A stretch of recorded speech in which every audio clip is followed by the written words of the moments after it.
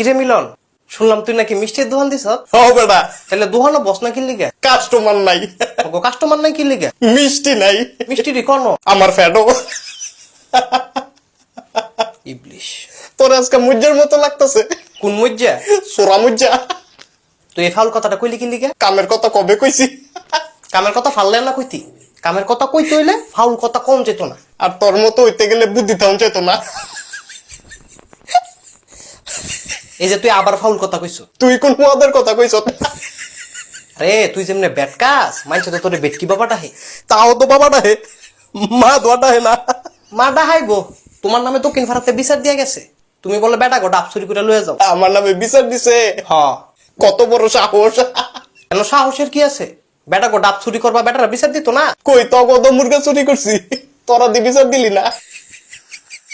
তুই আমাকে মুরগা চুরি করছ? ও বেটা, 4টা মুরগা।